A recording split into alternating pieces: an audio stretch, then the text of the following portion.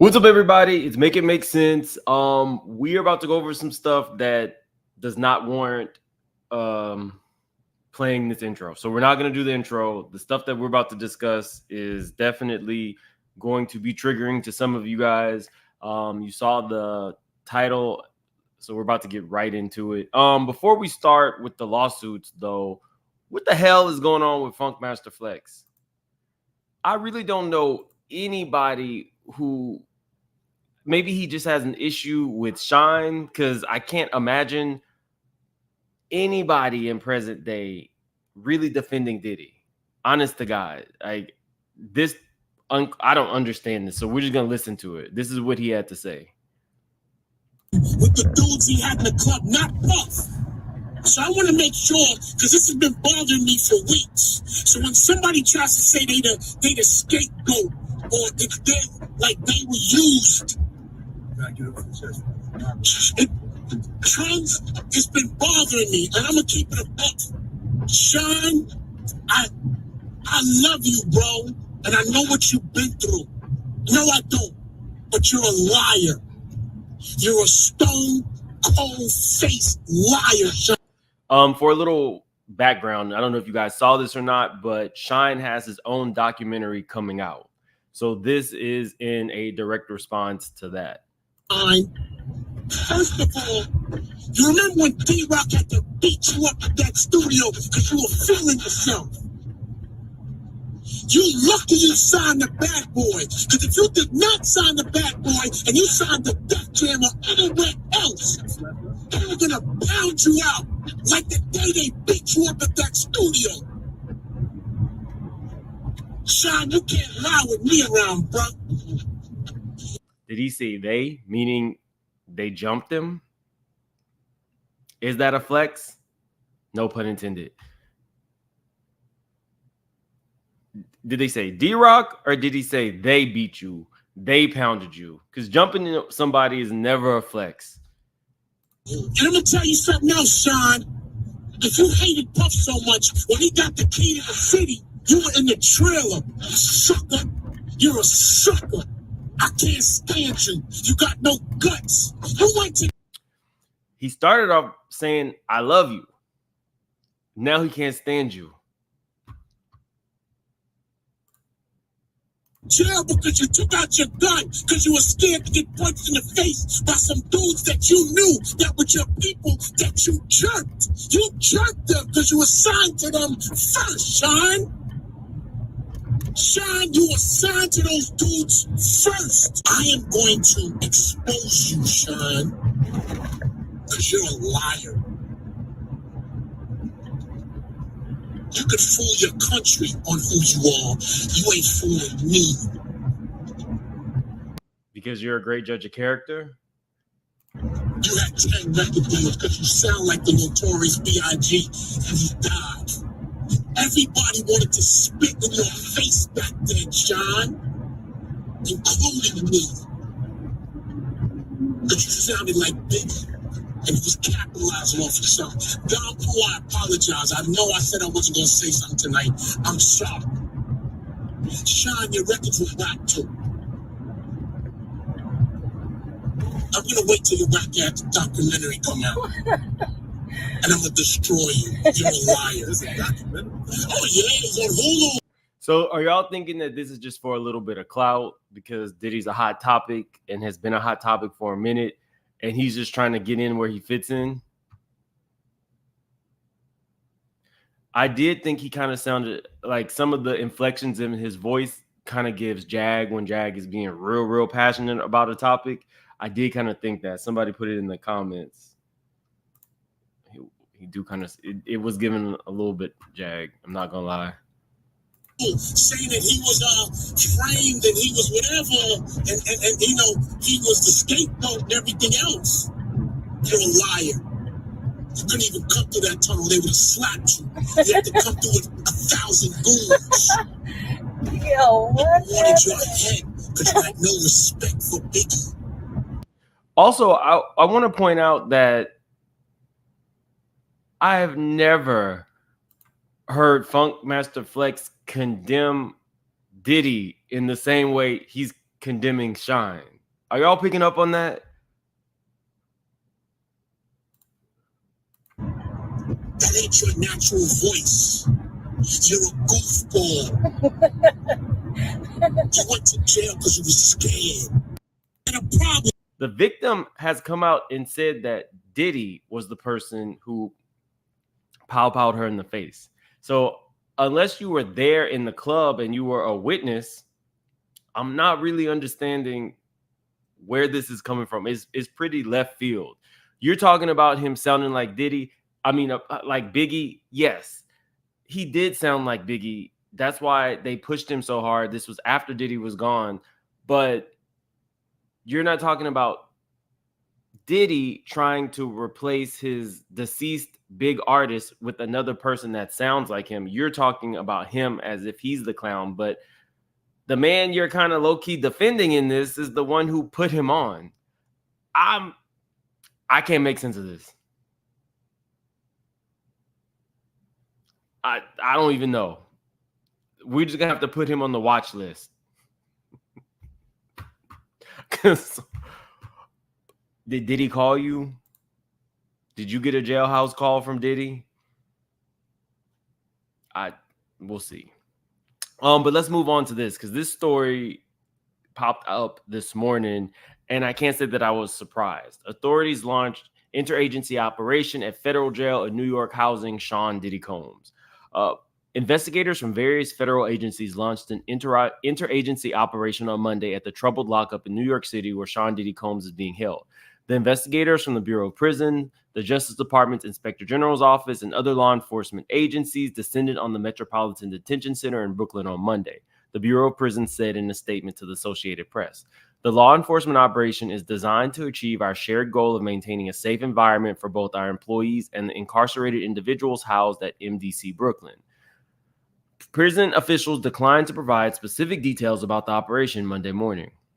But the move comes as the jail has faced increasing scrutiny over horrific conditions, rampant violence, and multiple deaths, and amid a push by the Justice Department and Bureau of Prisons to fix problems at the jail and hold perpetrators accountable. Last month, federal prosecutors charged 9 inmates in connection with a spate of attacks from April to August at the Metropolitan Detention Center, the only federal jail in New York City. The allegations made public last month detailed serious safety and security issues at the jail, including charges after 2 inmates were stabbed and another was speared in the spine with a makeshift ice pick. We just call that a shank. A correctional officer was also charged with shooting at a car during an unauthorized high-speed chase.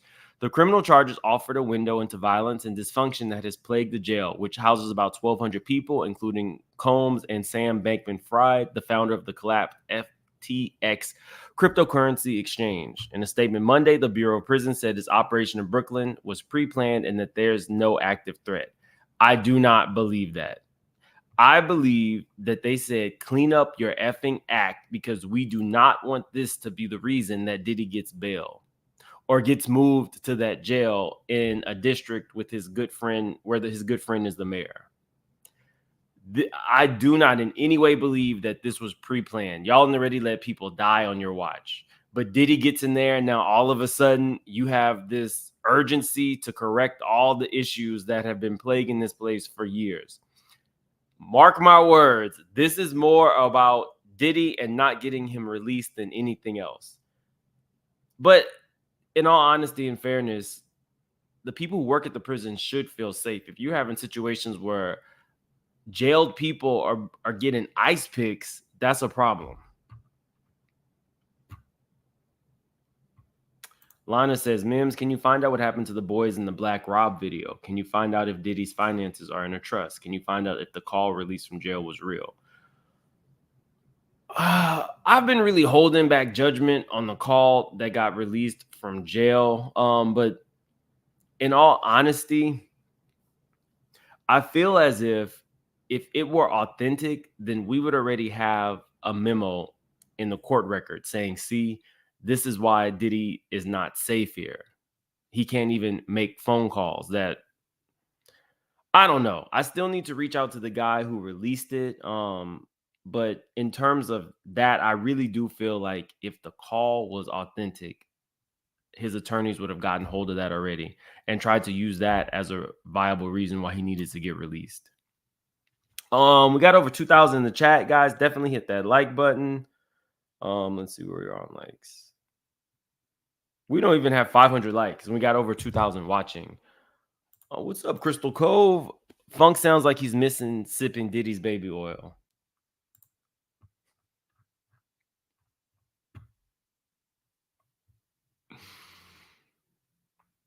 I'm gonna leave that right there.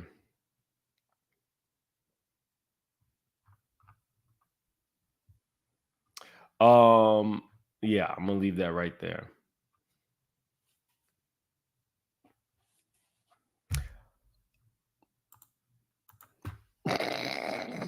I'm not saying nothing about the baby oil. I have found somebody who could use the baby oil that I had purchased, and I gave them the whole bag. So, too adorable. What did he expect? Is jail. He should have known. Any excuse. And I guarantee you, when it comes to them picking jurors, they're going to continuously say that they do not have jurors that do not already have an idea of who Diddy is. I guarantee you they're going to be arguing that Diddy is not going to be able to receive a fair trial. Guarantee. Carmen Lowry, have you heard anything about Channing Tatum? He started as a stripper and then he modeled for Diddy and Abercrombie. He also produced and starred in Blink twice. I promise you guys by the end of this week, I'm going to go ahead and watch Blink twice. I have not seen it. I have seen you guys telling me I need to watch it. But hearing that he was in any way associated with Sean John and Abercrombie, that is something to look into. I'll actually write that down. I have also been kind of studying up on sex magic.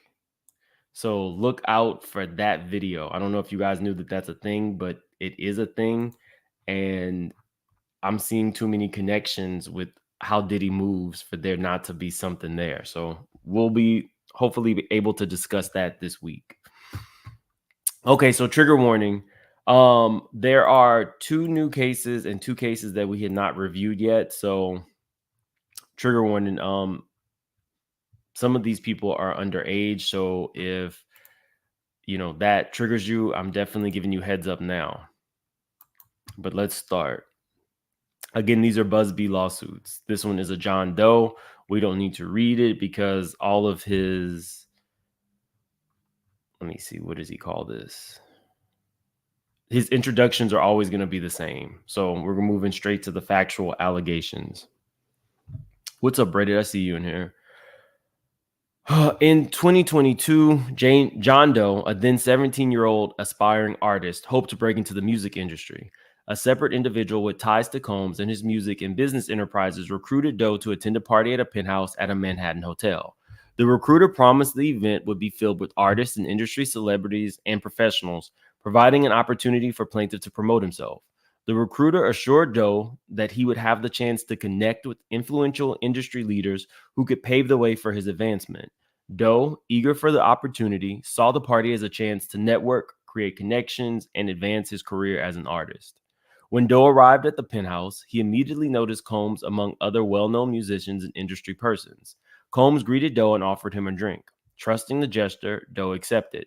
They made small talk regarding the industry, and Combs assured Doe that he would make him a star.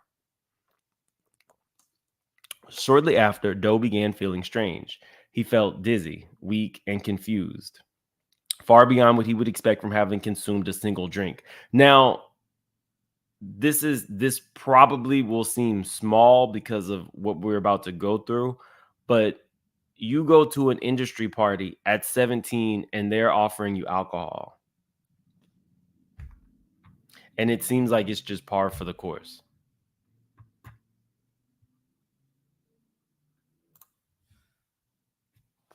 Let's see.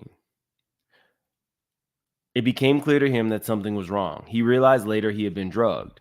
A photograph, we've seen these in these lawsuits. Realizing something was wrong, Doe staggered toward another room of the penthouse, searching for the restroom, but found himself somewhere else. Once in the new room, he witnessed multiple people engaging in group sex, including Combs and another artist he recognized. After Doe entered the room, Combs approached him, grabbed him, and led him to the bed, forcing him to lie down on the bed against his will. Combs moved directly next to Doe on the bed while others laid next to them, engaging in sexual activities, including oral and penetration. Combs grabbed Doe's man part and genitals with his hand. Combs manipulated Doe's genitals for an extended period of time, trying to get him aroused. Doe was not aroused, but was instead scared and disgusted. Doe told Combs that the reason he could not get aroused is because he needed to use the restroom. Combs permitted him to get up off the bed, as Combs then turned back to the others in the bed and rejoined the group's sexual activities. From the bathroom, Doe called a friend to come pick him up immediately and left the Manhattan hotel. Combs continued with his party as if nothing had happened. For Doe, everything had changed. The friend Doe called to pick him up found him waiting outside the hotel. Doe was visibly disoriented and unsteady, his demeanor reflecting someone under the influence of drugs, far removed from his usual self. Once in the car, Doe recounted to his friend that he felt he had been drugged, had his privates and genitals manipulated and fondled, and that there was an orgy taking place in the hotel's penthouse. Doe then passed out in the car. As a result of Combs' sexual assault, Doe experienced damages including pain and suffering, mental anguish, physical impairment, and emotional torment. The interaction continues to humiliate and cause shame on Doe. Now, I know these are kids, but I'm really wondering why the friend that picked him up, I guess, took him home. But I would think that if your friend was passed out, you would probably take him to the hospital. I would assume if he's saying he's been drugged. But again, kids probably don't think. Have we ever heard of instances, like anybody who is like a medical doctor who might be watching this? Have we ever heard of instances of somebody maybe ODing off GHB? Let's see. Can you overdose on GHB? The risk of overdose increases when GHB is combined with other drugs such as alcohol and opioids. GHB is often known as liquid ecstasy.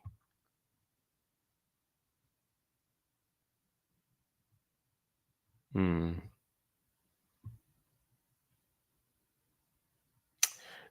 is usually swallowed or sometimes injected or inserted through the anus. Side effects of GHB can include drowsiness, vomiting, mood swings, dependence, as well as more serious symptoms of unconsciousness and respiratory collapse, leading to coma or, in extreme cases, death. So you can overdose on this drug.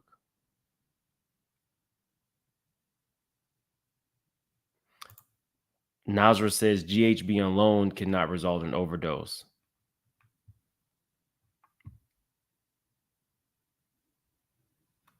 Rachel says it's often mixed with other opioids, and that includes a strain on your heart and can lead to one or a heart attack or a stroke or death.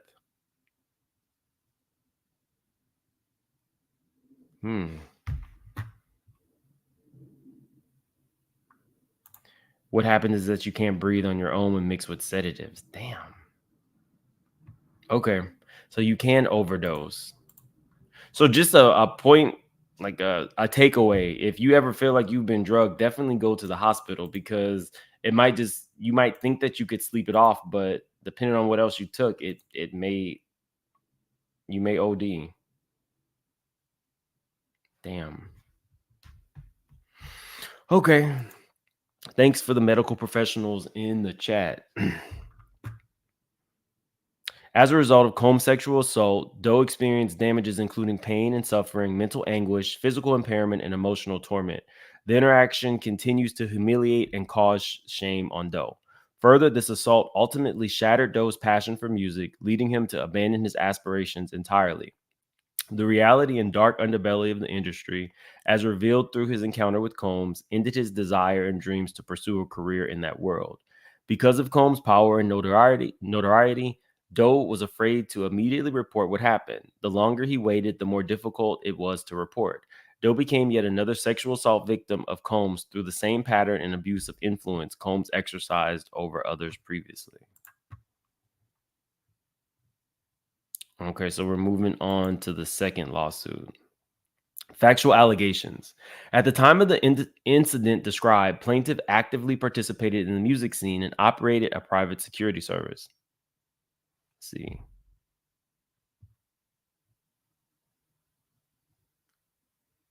Okay.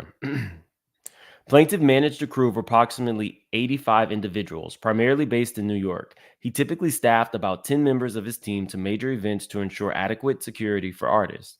On or about August 25th, 2005, plaintiff, then 21 years old, attended an event at a music studio in Harlem.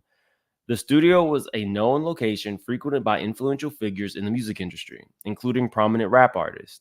The studio regularly hosted gatherings of rap artists and industry insiders. Plaintiff understood that Combs would be in attendance. Plaintiff attended the event with his wife. The gathering quickly evolved into a typical industry party, with attendees consuming alcohol and smoking marijuana. However, plaintiff and his wife refrained from doing either, as plaintiff wanted to present himself as a professional, demonstrating that he was someone others could trust and rely on in hopes of earning their business, especially Combs's business. During the event, someone informed plaintiffs that Combs had taken an interest in his security operation and was considering hiring him for future events. Combs then approached Combs then approached plaintiff and asked him if they could talk about business in another room. As he did so, Combs insisted that plaintiff join him for a drink. Plaintiff politely declined, viewing the situation as a professional opportunity. Combs pressed him repeatedly, saying, "When do you get to drink with the millionaire?" Combs persisted. Oh, wait, hold on.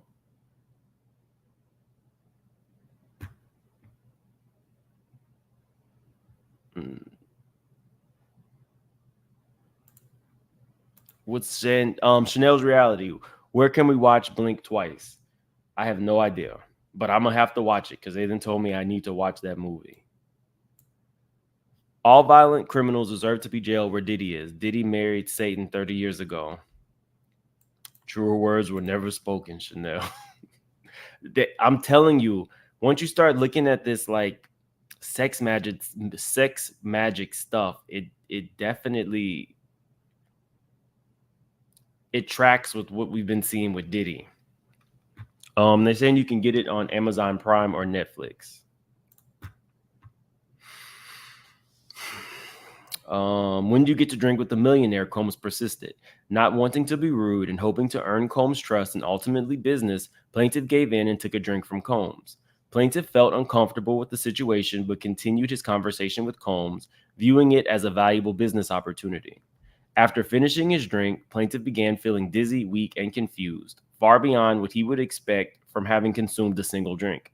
It became clear to him that something was wrong. He knew at that point that Combs had drugged him. During this time, plaintiff's wife left the room to use the bathroom, and the other guests also exited, leaving plaintiff alone with Combs. In this moment, with no one else present, Combs approached plaintiff in an inappropriate manner. Combs moved closer and, without warning or consent, reached into plaintiff's pants and grabbed plaintiff's penis and genitals. Combs then began to manipulate and attempted to jack him off. Plaintiff tried to resist, but Combs forcefully continued and told him to take it easy and let it kick in, implying that the alcohol or another substance would relax plaintiff and make him more compliant. The assault abruptly ended when plaintiff's wife returned to the room. She immediately saw what was happening and intervened, stopping the assault. Realizing he had been caught, Combs tried to downplay the situation. He pretended to help plaintiff in some way, disguising his behavior as an act of assistance. Shocked and upset by the events, plaintiff and his wife quickly decided to leave the studio. They exited the building and took the train home, trying to process the traumatic event that had just occurred. The assault left a lasting impact on plaintiff. After the incident, he made the difficult decision to leave his career in security, where he had excelled and built a strong reputation. The emotional and psychological toll of the assault continues to affect his mental health. Plaintiff actively grapples with the emotional scars of the assault and the consequences it has brought to his personal and professional life.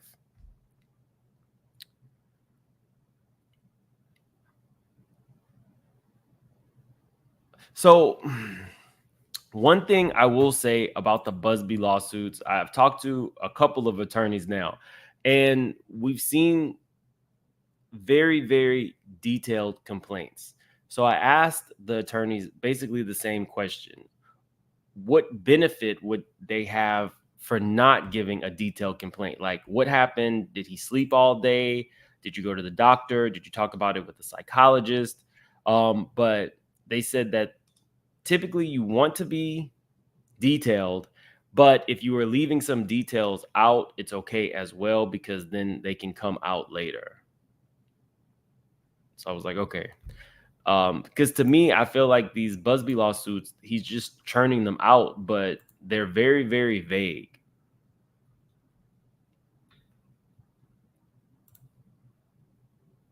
But let's move on to the next one.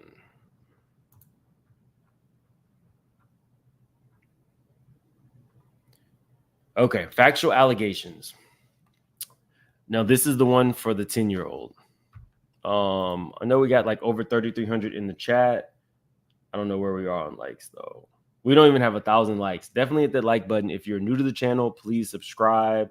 I think we're only like a couple hundred away from 196,000 subscribers. So we're just inching our way up. So definitely subscribe to the channel. In 2005, Plaintiff was a 10-year-old boy interested in becoming an actor and or rapper. Plaintiff lived in the Los Angeles area and used its proximity to the entertainment industry to secure several acting roles and a part in a music video.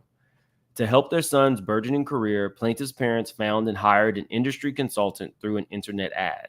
The consultant recommended that the family visit New York City to meet with people in the music industry. Plaintiff and his parents flew to New York in or around the summer of 2005 and stayed in a hotel across from Madison Square Garden. While in New York, Plaintiff and his parents met with numerous people within the music industry. Plaintiff participated in a photo shoot for a magazine as well. During the trip, Plaintiff's consultant arranged a meeting with defendant Combs for an audition. Combs indicated that he wanted to meet with Plaintiff alone first prior to meeting the family. The consultant, without Plaintiff's parents, took Plaintiff to the purported audition at a hotel in the same general vicinity as Plaintiff's own hotel. The consultant brought Plaintiff to Combs' room, but left with Combs and told Plaintiff that she would be back later. Plaintiff recalls other people in the room or area, but he did not know who any of the people were. Plaintiff, at this point, one of the people present gave Plaintiff soda, which he drank. After drinking the soda, Plaintiff began to feel a little funny, but initially thought it was because he was so happy at that moment. Based on the information and belief, Combs, by himself or through his agents and employees, previously laced the drink with drugs, including but not limited to GHB and or ecstasy. The behavior towards Plaintiff mimics a pattern of Combs and his agents, employees drugging unsuspecting victims in order to make it easier for Combs to sexually assault that person. Unfortunately, Plaintiff was one such victim. After Plaintiff consumed his soda and began feeling its effects, Combs told Plaintiff to move closer to him, which Plaintiff did. Combs then abruptly pushed Plaintiff down and said words to the effect of, "You have to do some stuff you don't want to do sometimes." Once he had pushed Plaintiff down, Combs pulled his penis out of his pants and told the 10-year-old Plaintiff to kiss it. When Plaintiff resisted, Combs nevertheless forced his into the Plaintiff's mouth and proceeded repeatedly to push it in and out. Plaintiff understandably froze in terror as the assault continued. Around this time, whether from panic, or the drugs circulating in his system, Plaintiff lost consciousness. When Plaintiff awoke, he began crying immediately. Plaintiff's plans were undone, and his butt hurt badly. Combs was still present. Plaintiff cried that he wanted to go to his mom and dad. Combs replied that if Plaintiff told anyone about what had happened, he would hurt Plaintiff's mom and dad badly. When the consultant came back to get him, she noticed that Plaintiff was badly shaken and asked him what was wrong. Plaintiff only told her that he wanted to go back to his mom and dad. Upon Plaintiff's return, his parents immediately noticed that he was lethargic and acting differently. Although Plaintiff ultimately told his parents what happened, Plaintiff and his parents were terrified of the potential consequences of reporting the abuse.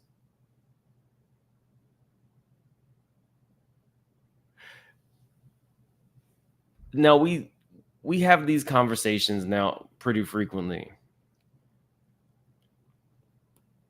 Oftentimes, the person who is assaulted doesn't report it. They're scared. You've already taken advantage of them once. They know the person. They're dangerous. Now we're at the second lawsuit where the parent is aware that Diddy did something to the child, but they also chose not to report.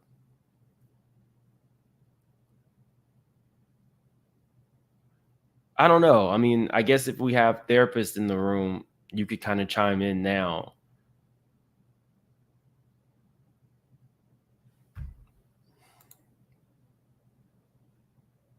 I don't know. I mean, sometimes we have to step outside of ourselves and we cannot say what we would do in that situation. I can tell you that if it were my mom, she probably she probably would be in prison. I don't know. Plaintiff experienced a significant impact from Combs' sexual assault of him at such an early age. Plaintiff has suffered and continues to suffer from severe depression and anxiety, which leaves him hopeless and fatigued. When in situations that remind him of the incident, he feels a strong sense of panic. Plaintiff had to be homeschooled because of his behavioral issues that affected his relationships, and many of those remain ongoing. He battles fears and night terrors regularly. In short, Plaintiff was deprived of a normal childhood and is unable to interact with others and live a normal life in general due to his encounter with the defendant. I kind of want to dig a little deeper with the parents. So, a very dangerous person assaults your child. Do you then like put the child in therapy? I don't know. Like, that doesn't, I don't want to be judgmental here, but I just like parents are there to protect.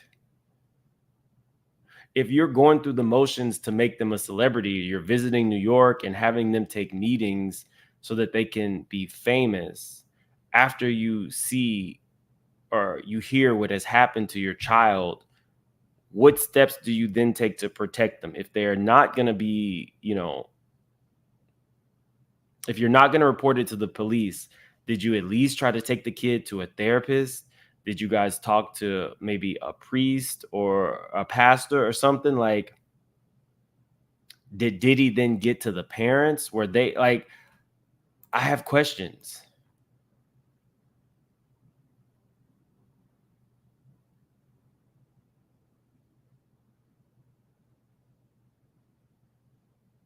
Mm,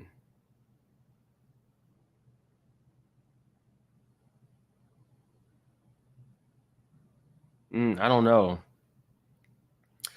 The consultant, like, I was thinking maybe the consultant was one of his chiefs of staff, but definitely they're in the network. Whomever this consultant might have been, a handler, whatever verbiage you want to use, they definitely,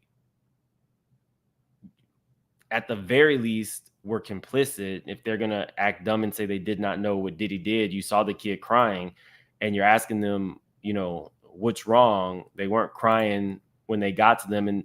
And let's say this handler or consultant, you have been tasked with bringing a minor to a business meeting.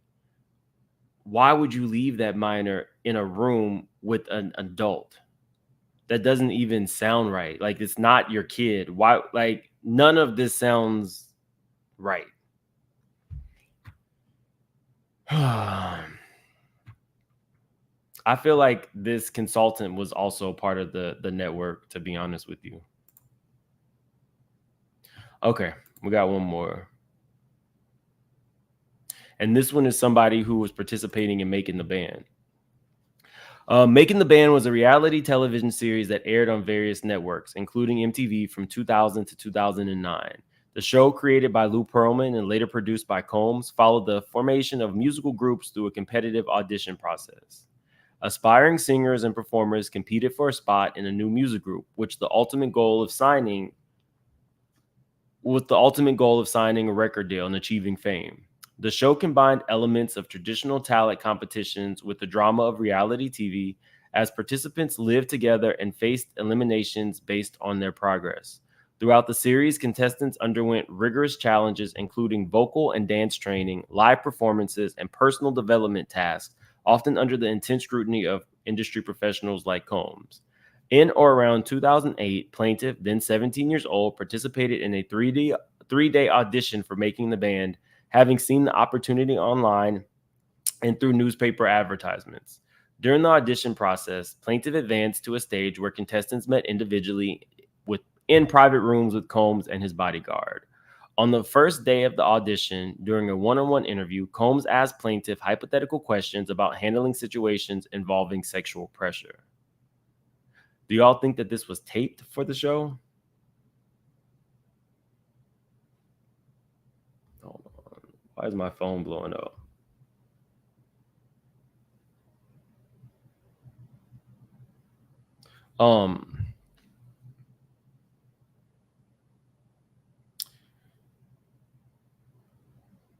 In or around 2008, we did that one. During the process, Plaintiff advanced to a stage where contestants met individually in private rooms with Combs and his bodyguard. On the first day of auditions, during a one-on-one interview, Combs asked Plaintiff hypothetical questions about handling situations involving sexual pressure. As Combs described these scenarios, he began to sexually assault Plaintiff by touching Plaintiff both over and under his clothing, including groping and fondling his penis, and instructed Plaintiff to undress. While he groped Plaintiff, Combs engaged in sexually explicit behavior, including masturbating himself. Throughout this encounter, Combs emphasized his power to control Plaintiff's future in the music industry, stating that he had the ability to make or break Plaintiff's career. On the second day, Plaintiff went through a longer interview process. During this interview, Combs again instructed Plaintiff to undress, explaining that Plaintiff needed to demonstrate the ability to embody a sex idol persona, which was purportedly required for the band's image. This encounter eventually escalated into Combs forcing the Plaintiff to perform oral sex on him and Combs sodomizing the Plaintiff. Combs continued to reiterate his power to control Plaintiff's future in the music industry. On the third day, Combs introduced his bodyguard, T, into the sexual advances. Combs framed this as a test of Plaintiff's willingness to do anything necessary to succeed in the music industry. Let's see, who is T? Combs' bodyguard, T.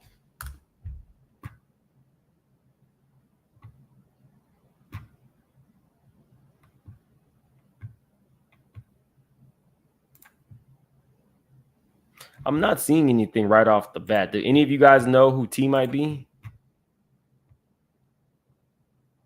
Well, no, this is definitely day 26. So this doe is a male. So it would have been somebody from day 26. Does anybody know who T, the bodyguard, is? Let's see.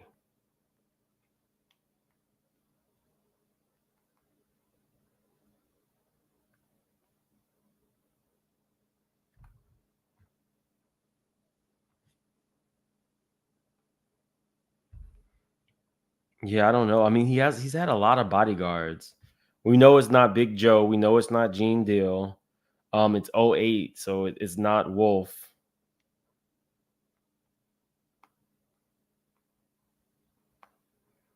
Let's see.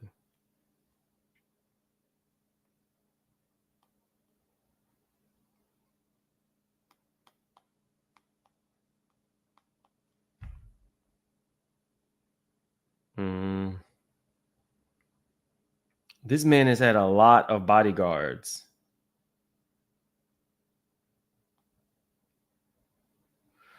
Twin? Did he have somebody named Twin working for him?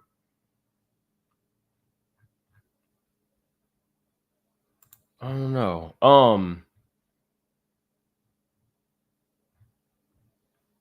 Remember, this is what Q from day 26 had said. Really agree with me because, you know, certain people sign up to get fucked. Certain people, if you're gonna keep it real, certain people sign up to do the job of paying their rent that way. Right. You know, I didn't sign up for that. I felt like my talent was enough. So now that 4 years later that I have experience in seeing, not putting anyone's business out, because you know what you do in your personal bed is whatever you do. But as far as me, when I go to an appearance, I want to get paid for that appearance. So although the boys from Day 26 are laughing, maybe Q or the boys knew that one of them had been sexually assaulted, or that Diddy was maybe making his rounds to try to see who he could.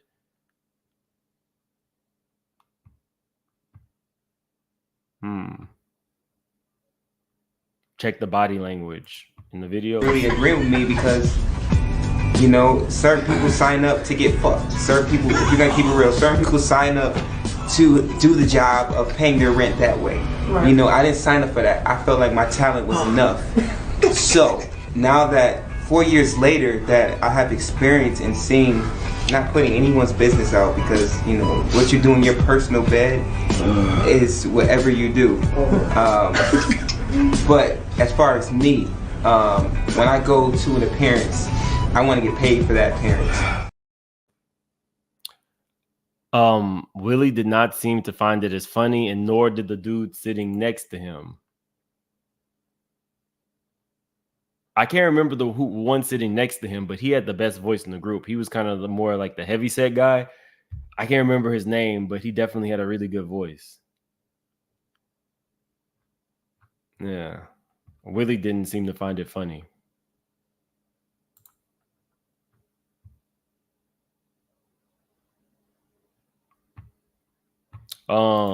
Lock Him Up Forever says Diddy has H1V. Did that baby catch something? John Oddie said that he contracted herpes from Diddy, and that's why he got his settlement. But we don't really know when Diddy contracted it. So hopefully he did not pass anything on to the young man. DB, why haven't we seen a mugshot of Diddy? I don't know. Let me see if we can pull up the court records real quick.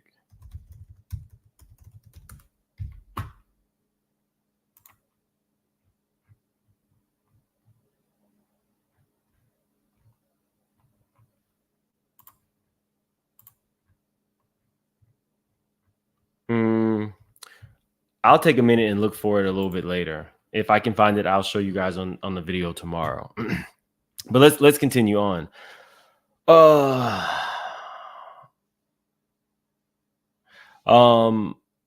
This encounter eventually escalated into Combs forcing the plaintiff to perform oral on him and Combs sodomizing the plaintiff.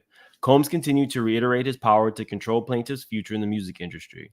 On the third day, Combs introduced his bodyguard, T, into the sexual advances. Combs frames this as a test.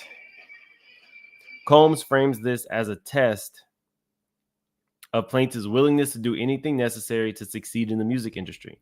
T requested oral sex from plaintiff, and while plaintiff complied due to force, Combs sexually assaulted plaintiff again, simultaneously groping and fondling both plaintiff and the bodyguard. Plaintiff's facial expressions during this ordeal showed his discomfort and hesitation, prompting Combs to express dissatisfaction.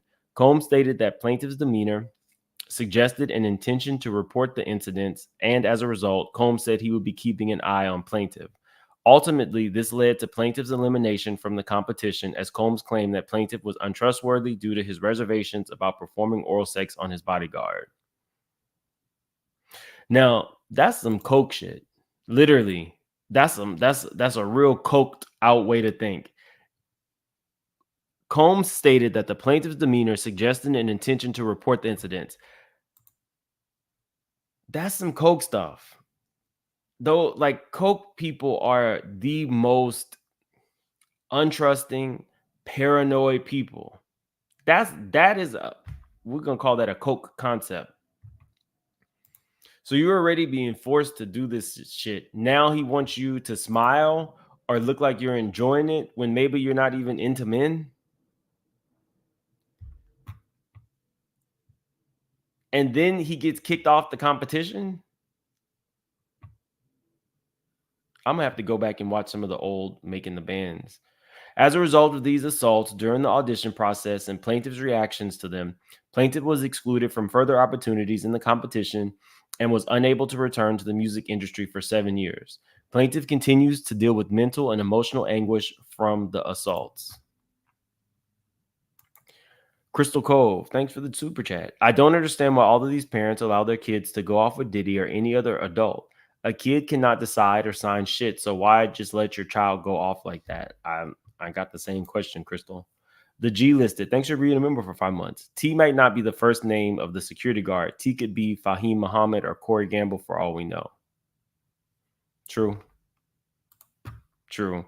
And we have another situation where it's a Jane Doe situation, and they are not naming anybody else. Again, not naming other people is just a way to kind of force the other people in the room to flip on Diddy.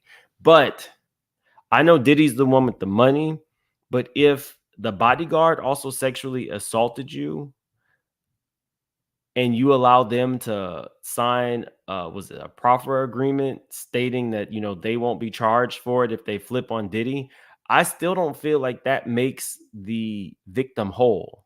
You might be able to get a settlement from Diddy if he still has any money left, but if this other man assaulted you, I feel like the other man needs to pay something or do some time. Like I feel like that almost allows other predators to assault you and get away with it just because they might flip on Diddy.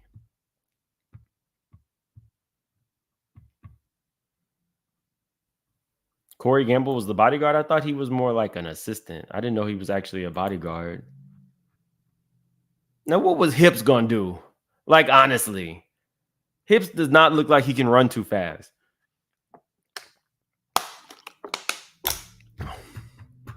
Just saying. So that was all of the lawsuits. Like I said, I've been reading up on some of the stuff involving like sex magic and stuff like that. So if I can finish up, I will definitely come tomorrow with that story. But you got to go to the front of you need to go to the beginning of this video. I kind of talked about that tape and what I thought about it, but I really want to talk to the person who it was leaked to first before I really say anything. Maggie G. Busby says at the beginning of one of his new lawsuits that he has over 200 cases. I believe, didn't he get like 3,000 calls in the first like day or two? Did Diddy marry Dana Tran? Not to my knowledge, but I can look it up. I don't really want to mess with Dana Tran, the cyber expert. Exactly. Hips equals Corey Gamble. Anyway, guys, I'll definitely see you tomorrow. The sex magic stuff is a little out there, but we're going to talk about it. Anyway, thanks for being here. Like the video on your way out. G-List has said Corey was not a bodyguard. He was a handler manager. That's what I thought. I didn't think he was a bodyguard. But Diddy might have liked his hip, so who knows? I'm going to try to check out that movie Blink Twice too. Angelique, I absolutely agree. She said this is crazy and not funny.